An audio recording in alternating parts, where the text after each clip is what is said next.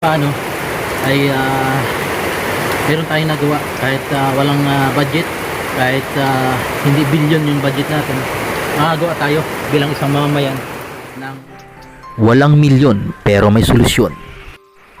DIY flood control para labanan ang baha. Simpleng gawain pero kapaki-pakinabang.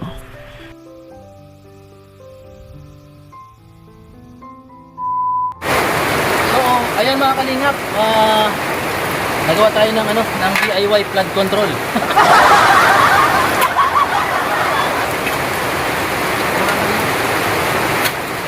Kasi yung magaling dito yung tubig, bigyan mo rin yun, yung tubig na galing doon ay kung hindi natin dito lagyan ng kanal, dito mapunta at magkakaroon ng baha. Ayan, kailangan po natin lagyan ng na kanal, DIY flood control.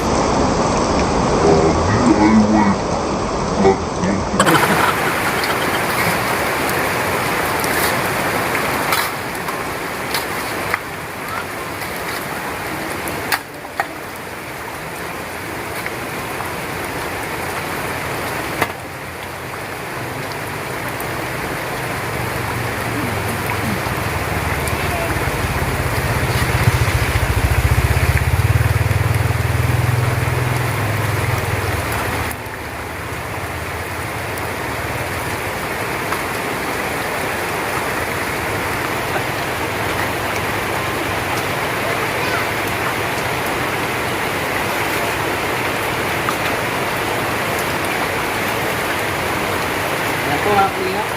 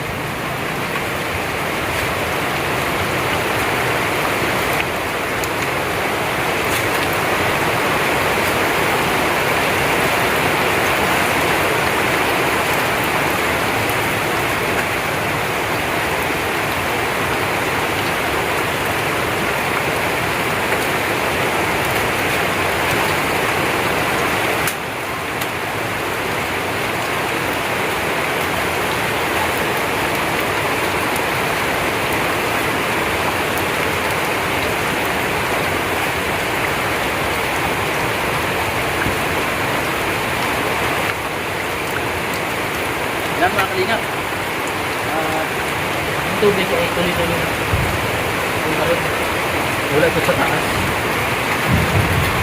Yan,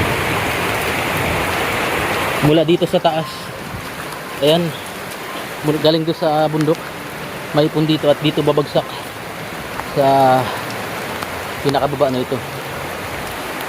At ayan po yung ginawa natin. Ayan, madami yung kanina. DIY flood control po tayo. Ayan po, dumadaloy po yung baha sa gilid lang. Ayan, dati po dito at yung tanim natin talong ay laging binabaha.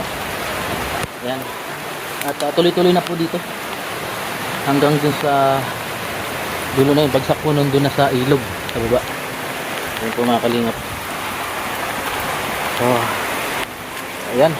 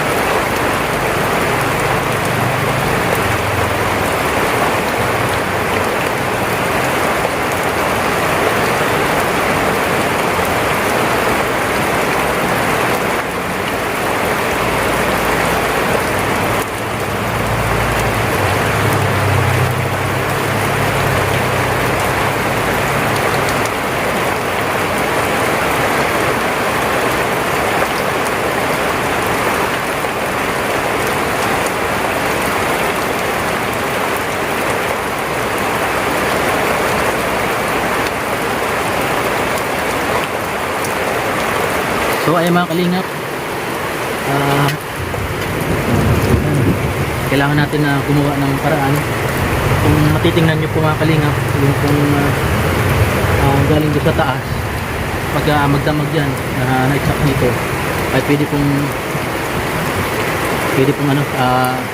pasukin itong bahay ng tubig at mag-cause po ng baha.